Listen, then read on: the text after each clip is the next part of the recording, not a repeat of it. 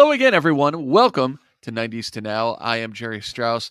And folks, we've talked about it for weeks here on 90s to Now, and we've had so many great musical guests. We've had everyone from Alexakis from Everclear on the show. We've had Tretch from Naughty by Nature on the show. We've had the RZA from Wu-Tang Clan on the show.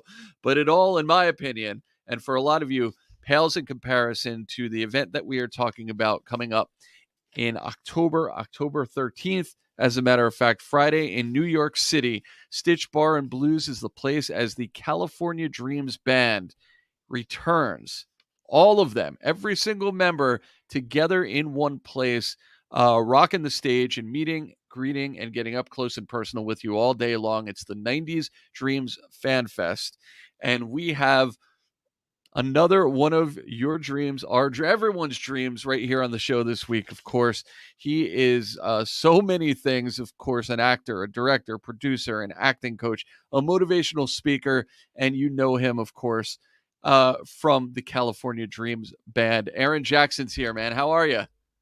I'm fantastic. How are you? I'm good.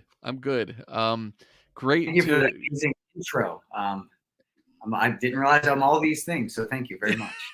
You are many things, and I think that kind of speaks to just the diversity of your career that we got to talk about, because I think there's so many people who love you and know you and remember you from the California Dreams Band, but maybe not all fully aware of everything that you've done before, during, or since.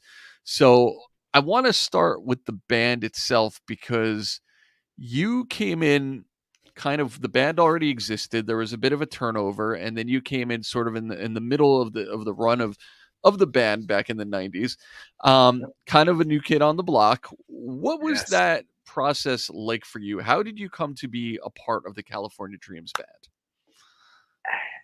It was a blessing, first and foremost. I had moved to LA when I was just a kid, right? And I just moved out there and got an agent, got a mentor, and I got the opportunity to meet up with Peter Engel and Franco Barrio and the team of Dreams and the band, and I auditioned, and right place, right time, and it was all such a whirlwind, to be quite honest with you. I mean, I wasn't there very long, and I was kind of, as you said, using your words, I was the new kid on the block, and I don't know what I did. I don't know who I smiled at, right, or what. I wasn't a very good actor. I wasn't really what they made me out to be. I was just a kid from Pittsburgh that was just blessed to have the opportunity, and they put me with the band.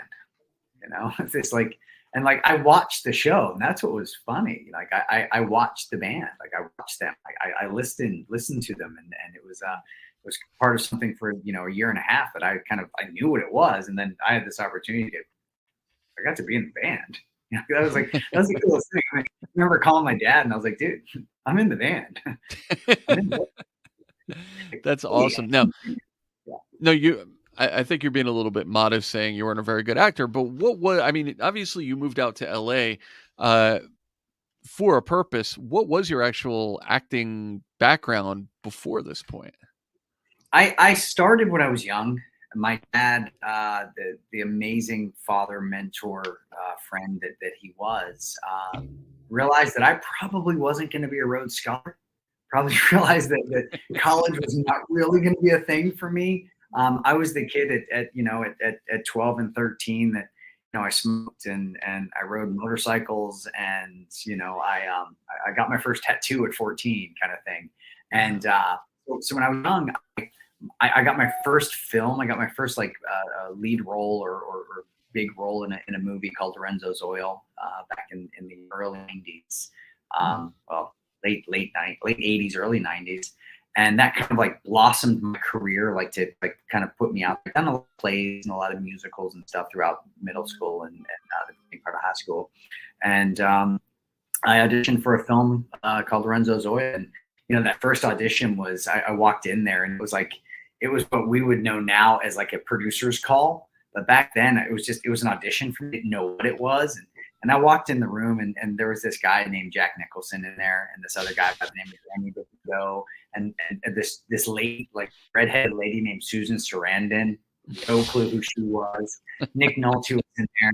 George Miller, this like turns out later on to be like this massive director. And I didn't know any of these people. Tim Robbins was in there as well, and they were shooting 3 pictures in Pittsburgh. Valerie Bertinelli was there. And they're shooting all these pictures at one time. And Kenise Kennedy, which was the casting director back then in my hometown, she kind of found me. I was doing a play downtown Pittsburgh. She came up to me after a show, and she was like, "Hey, so we're auditioning this film. Don't know if you're a film actor or not, but we'd really like to, have you come out and audition for it." I'm like, okay, yeah, sure, whatever. So I got for this audition, and I ended up getting cast in 3 movies in one audition. I did Lorenzo's Oil, I did Bob Roberts with Tim Robbins, and then I did a film called Passed Away with Bob Hoskins, the late Bob Hoskins, and Tristan O'Tate. And then from there, like, I don't know, like I was a Hollywood kid, and I was doing this, I was getting picked up by cars and taking me to the set, and I had a set tutor and missing high school. Like, this was like the coolest thing ever. Wait, you're gonna pay me, and you're gonna pay me to high school? Dude, this is a dream come true.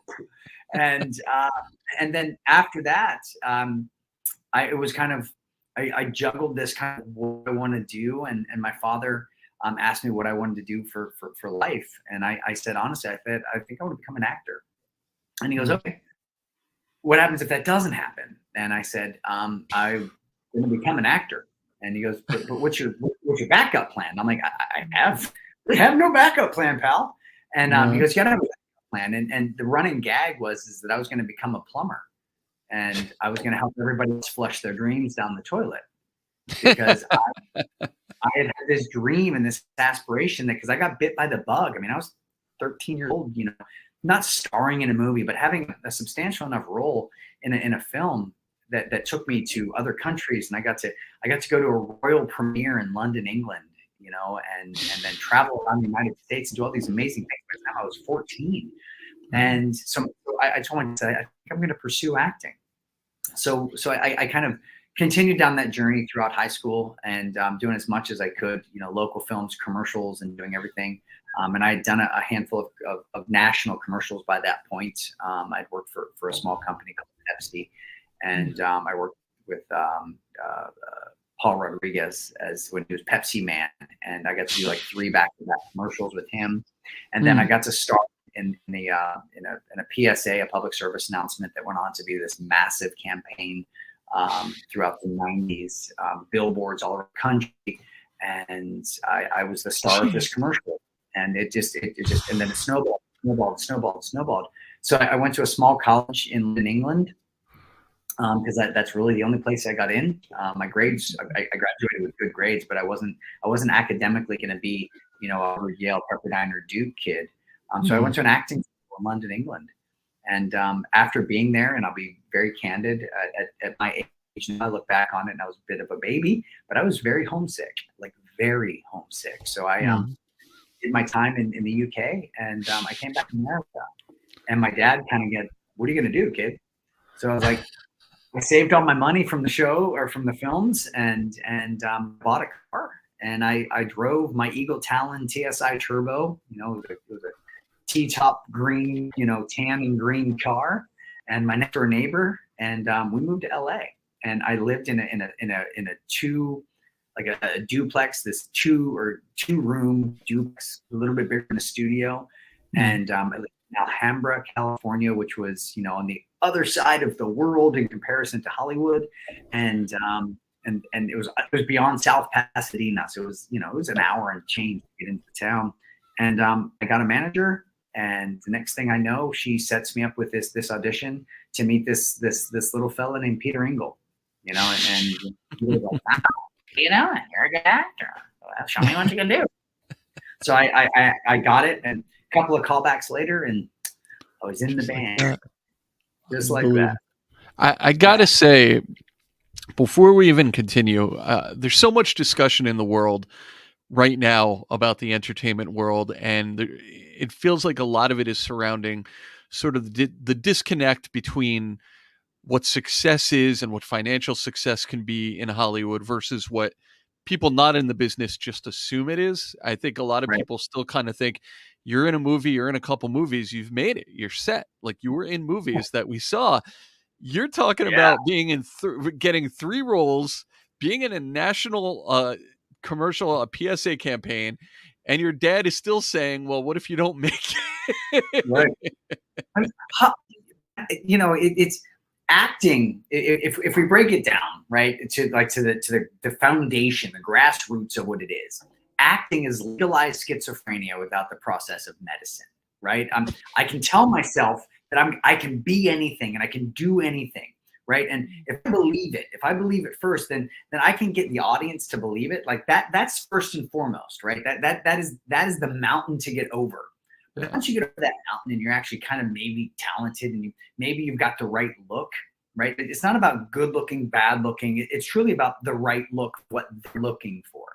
And once you get past that and you get the headshots and you get the auditions, you get all that stuff. It's truly, when you get in there, it's do they like you? Are you marketable? Right? And that road to hoe is I can't even say how hard that road is to hoe. I was blessed, and anyone that's known me for, my band will tell you for 30 years, like, we're blessed. Right place, right time. We never took it for granted because, we were lucky. We're lucky, right? And so to make a career as an actor, it is not just you book a film, you make $1 million, and you're the next big thing. Yeah, those success stories happen. But for people like me, the rest of, I'm 40 years into this industry and I'm still not where I would like to be. I'm blessed. I've worked an awful lot of pictures in my life. I've been on an awful lot of television, a lot of plays. I've done a lot of directing. I've done that, but I'm still not, I'm not an A-list actor. I'm not making millions of dollars per picture. It's job to job sometimes, man. So it's a tough road to hoe. Well, I mean, it's really cool that beyond everything you're still going to accomplish and everything that you've talked about, that we've just scratched the surface of your career so far. Obviously this role, this part, this moment in time with California Dreams, with the band, is something that people are still remembering so fondly. And I'm really curious because, and we, as we said, we had J. Anthony Frankie on the show already, and we talked about him coming into the show, into the band in the middle as well, and we talked about that character, that role in the band that he played, which was it felt so distinctly fleshed out. We need the cool guy, we need the Right. guy with the leather jacket. This is the role we're filling. For you, for Mark, it felt very much the opposite, I think, which is interesting because you say, you're a kid, you're riding motorcycles, you're smoking, Right. and you come into this and now you're playing like the innocent, clean cut kid. What was that like for you? I had to fight for them to allow me to unbutton the top button of my shirt. Like literally, like I was like, I was a kid, like I BMX'd all through high school, middle school, and I was a wrestler, and I did tough things. I rode a Harley, right? And then here I come in, and I was put in as the all-American boy next door, right? And I, in the band, yeah, I got to sing a lot. But I never got the girl. Like in all the years, in 3 years with the band, I got the girl twice, right? One, she left me to be an Olympic skier, and then the other one, because of my actions, drinking and driving, I put her in the hospital, right? So it was one of those like, it was one of those kind of weird characters, but I was a character that people seem to love because I was, I think with Jay and with Michael and with William and myself and Brentley as well, all so relatable. Like everybody, like out of the 5 of us, out of those 5, band members, somebody could look, okay, I recognize with Jay Anthony, or I recognize with William, or I recognize with Michael or Aaron or Brent.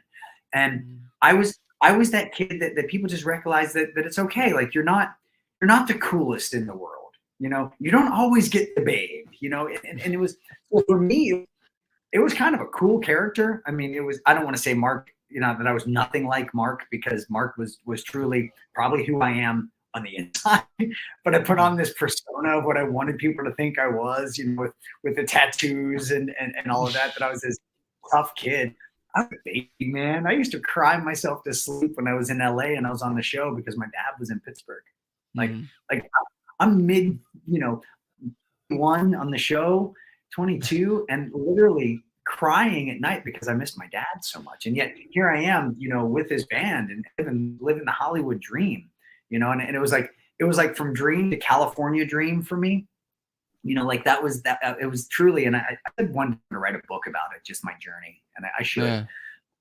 I really should. But so for me, I think taking on that part of the band, um, they were so popular at the time. The show was so the band was so big, and I don't know that I felt that I really deserved it. Right? I don't know that they'd all like they'd been there, done that. So being the new kid on the block was very scary for me, you know. And Mhm. then Diana and I came on the same time in the band, and Michael and William, Kelly and Jay and Jenny, they just like it was instant family. Like, and Mhm. when I say instant family, like I could literally in the middle of this interview right now, I could call Jenny right now, and we could pick it up where we left it off, you know. And Michael and Jay, obviously with Jay now, I think it's 7:30 a.m. tomorrow. No, 2 days in Australia, you know, Yeah. but nonetheless. So I was the new kid on the block, but very well received. And then you had mentioned, you know, the popularity in the audience and everything else and all that. Like, we have the best fans in the world. We do. And I think a lot of actors that do interviews, they say that about their fans, but our fans are like, they're like diehards, man. Like, we're 30 years ago, 32 years ago, we aired, like started. And now I came, you know, into the band 30 years ago. Right. Like 30 years ago, March 11th I got in the band. You know, I Wow. remember it. I remember like the contracting. I remember every ounce of it. And then we started in the September is when when I was really like truly airing in the band. So Mm. it's just it's been amazing. But new Yeah. kid was tough. Well, truly was. It's it's very palpable, the love and the support that fans still have for you guys, because we're feeling it. I'm feeling it, even you know, announcing that we're doing these episodes, and like the buzz for the reunion is just so strong because people have been waiting for this. It's real. Especially yeah, and especially the fact that all of you, I believe this is for the first time in the history of the band, is getting together in one place. In my 30 years, I have I've never met Heidi in 30 years. Wow. Right? I met Brent at the wrap party of the band, right? And there's Wow. one picture of me and Brent, and it was Tiger Beat or Team Machine, Super Team, whatever. And it was with me and Kelly was in it, Brent was in it, I believe Peter was in it, and my ex-wife. Wow. and, and that was the only time that Brent and I had ever actually really met. We were friends. We talk on, you know, in social media world. We talk in interviews. We've done, but this will be truly the Mm. first time that anyone in our fan world will ever see me and Brent together, right? And first time for me and Heidi. And I don't know that Diana has ever outside of the rap party met Heidi or Brent as well.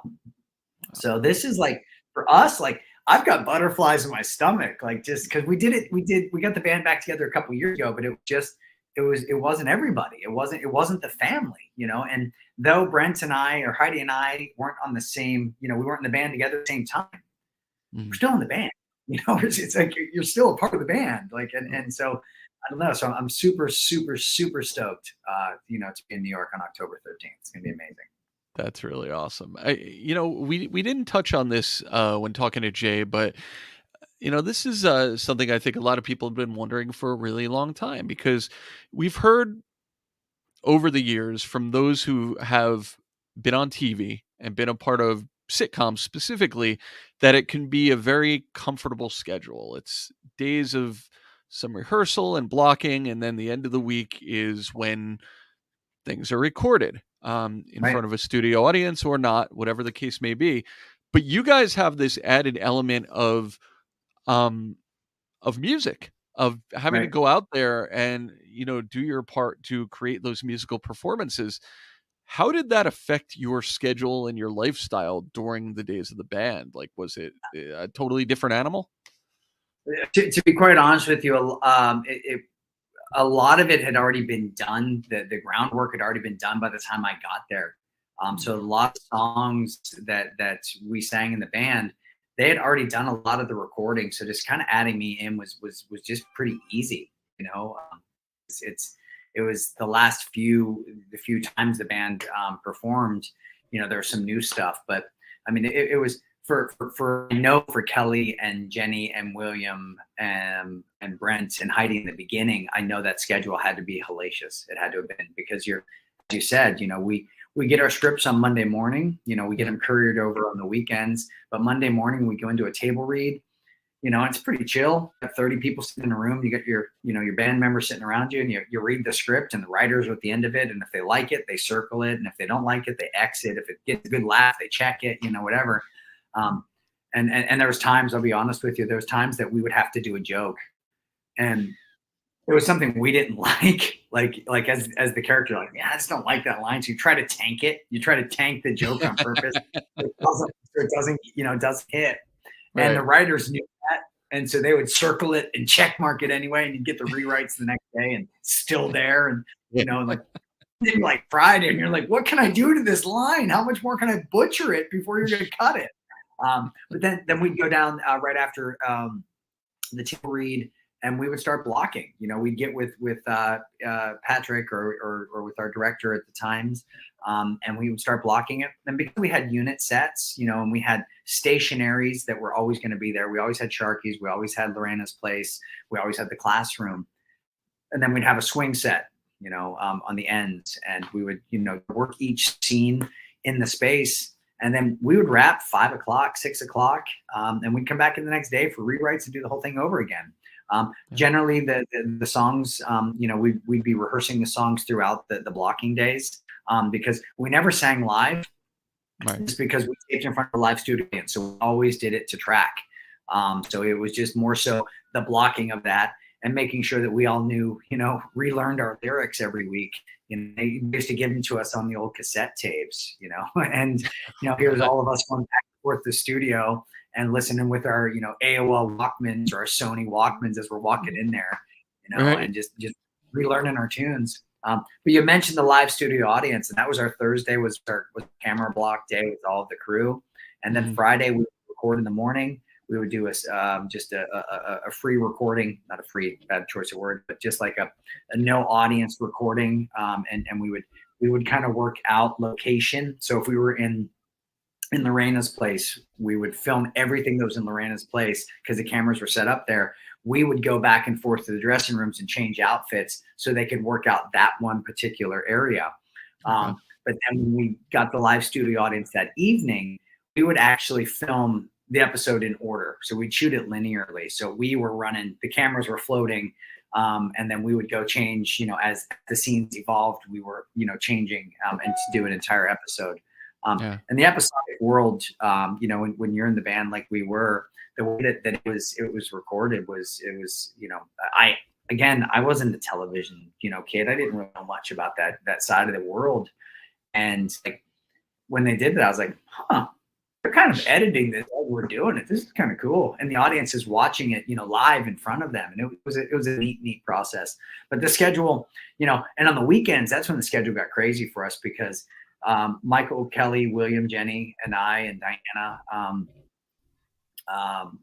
anytime we could get out in front of our fans, whether it would have been with the Hollywood Knights playing basketball, or whether it had been, to some mall, in Tucumcari, New Mexico, like we were constantly traveling and meeting our fans. And And a lot of times it was us kind of dividing. Like we weren't like going as the band together. It was like, Aaron's going here, Kelly's going there, James going here, Michael, William, Jay, wherever. And it was, and then the schedule was 13. Not, we'd shoot 13, 13 one season. We thought 33 another season, and then we thought 13 another. So we would shoot 4 off one, shoot 3 off one. We would wrap around, So it really is contingent. So some weeks were harder than others because sometimes we were doing a show and a quarter or a show and a half. Mm-hmm. Yeah. Cool. I don't know if that answered the question. It was kind of, I went in a big circle. No, well, it's interesting just to kind of get an insight into exactly what went into it. Because again, people think they know, but this was such a unique platform for you because it was the acting, it was the music, it was a lot of things that you guys had to kind of deal with and master and perfect for every single episode.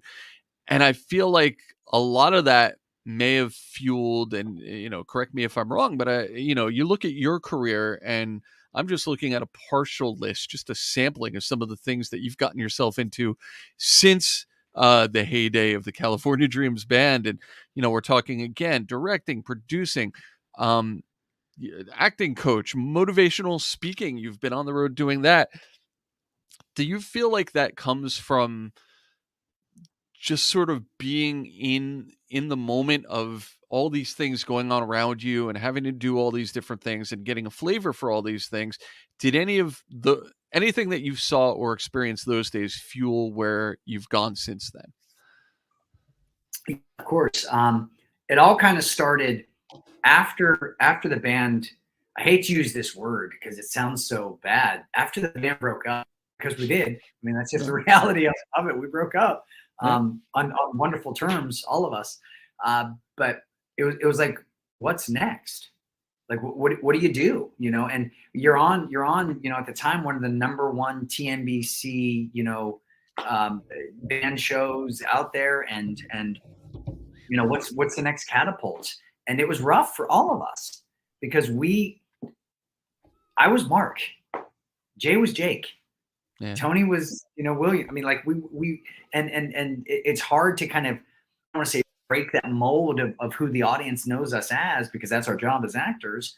But when you are in the household as much as our band was, right? And when we got into reruns, and then when Turner picked us up and we got into syndication, like I remember just flicking the channels and I was like, there it is again. There it is again. And it was like, we loved it. Don't get me wrong. I wasn't complaining, but it was everywhere. It was almost saturation. Yeah. So for me, it was like, how can I stay on this wave? How can I continue to do this? And one of the best things that I loved about being on the show with the band was that, like, people looked up to us.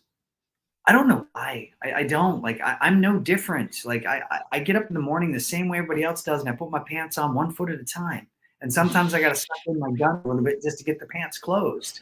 And I was really different. But for some reason, we were looked at in a different light, which was, I wanted to try to use that light for good instead of just making it about the Aaron Jackson, show or the Aaron Jackson dynasty. I started motivational speaking, and drugs and alcohol and bullying was a huge thing for me. And it just, I was bullied a lot when I was a kid. And I watched a lot of the people that I was around, pre-Hollywood, in the drugs and the alcohol situation. And I wanted to make awareness for people. So I started it started off, I'll never forget it, in Grove City, in this small little middle school where I was asked to come in and give a speech, just a motivational speech. And I did that. And then I went to Toursville, Pennsylvania.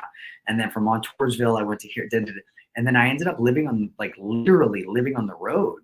Like, I was in 285, speeches a year, in different high schools and middle schools. And I started speaking at colleges. Wow. In the midst of still doing films. Because right after the band broke up, I got cast into a decent sized film. I worked on a small picture called Children of the Corn, Fields of Terror, and Eva Mendez's debut film, and a handful of other amazing, iconic actors that were in this film.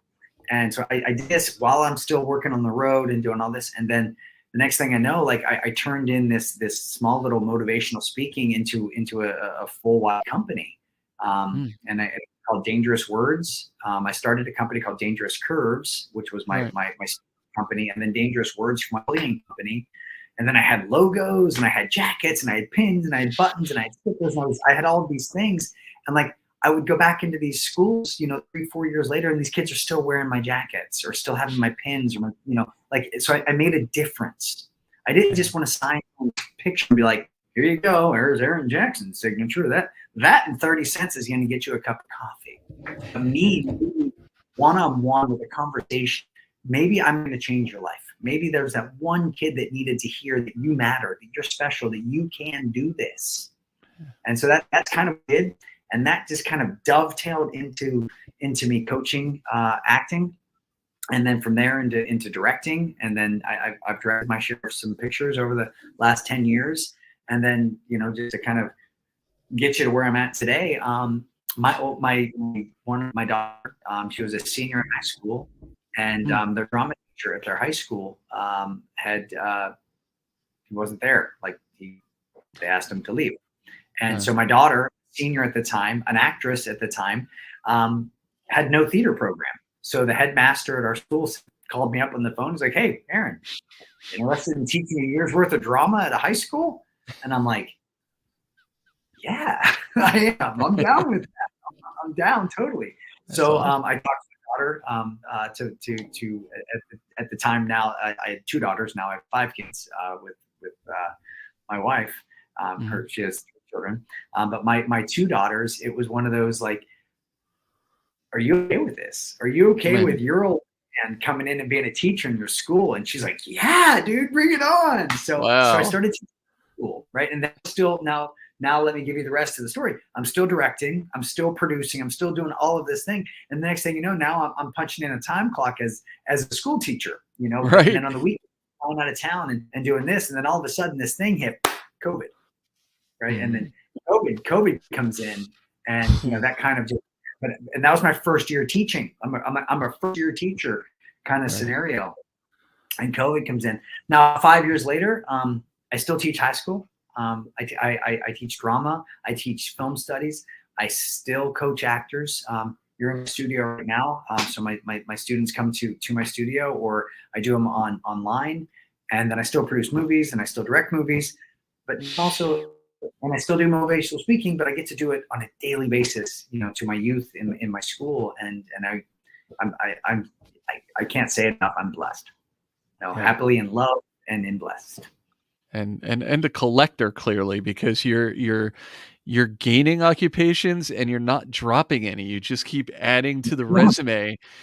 And you haven't even dropped being part of the California Dreams band, because you guys are about to go back and get together and do that as well. So, I mean, that's my icing on the cake right now. I'm like I'm telling you, I'm a schoolgirl of excitement. I cannot wait to get back together with the band. It's going to be the week is going to be. It's just like, I know the fans are like super jazzed about it, but for like us, it is going to be epic. Like it is just going to be, and to get, because we didn't have Jay the last time. Jay was across the pond, and and Brent and Diana and Heidi were not available.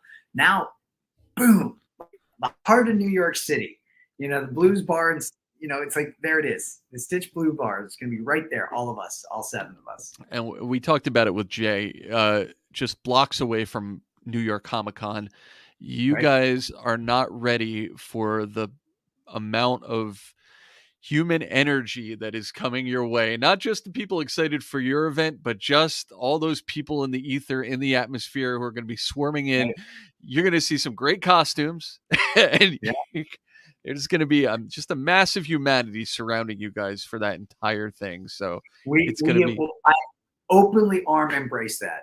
I hope they leave from the Comic-Con, come to us fully costumed out, and then I hope they drag us over there when we're done and we come hang out with them as well. That's awesome. That's awesome. And of course, this goes down Friday. So this is like an all-day thing. Friday, October 13th, Stitch Bar and Blues. It's on West 37th in New York City. Again, it's just blocks away from Comic-Con, but you guys are doing the whole shebang. You're doing like you're doing a meet and greet where you can, Yep. see and get up close and personal with each and every one of you. Yep. So All that's going 9 to of be us right in a row. Bam, bam, bam. and I believe there's a Q&A session as part of this day as well. And then you guys are hitting the stage at night. And of course, Thomas Ian Nicholas and his Yes. band, who a lot of people know from the movies and, all kinds of things from the 90s till now, will be opening up for you guys and part of the whole And thing as well. Thomas and I have one thing in common, right? And What's this is the coolest thing. You ready for this? So Sure. my girlfriend on the show, Tara Reid, right? His girlfriend in American Pie, Tara Reid. Boom, instant connection. I cannot. I'm so stoked to meet Thomas. Like, he's like so supportive of what we're doing, and like totally is behind this, and like this, like, and he's got this massive following as well. So it is truly going to be epic. Be with us. And you were talking about the meet and greets. We are doing the Q&A. We're doing cast photos, and then meet and greets with individual, and then a Q&A thereafter, and a small little break for us to go get changed and get gussied up to put on like this epic reunition of the band. That's awesome. And I want to let people know, if they want to keep track of all the other million things that you're doing in addition to this amazing reunion, of course, your website's up. Is that where you would direct people to your website? Yeah. My website, if you want to learn more about me, aaronjackson.com, or my Instagram or my Facebook, Aaron Jackson Official, or my Facebook just under my name. And I'm one of those ones, and so is everybody else in our cast, that if a fan finds me on Facebook or on Instagram or on TikTok, and they're asking, I immediately friend.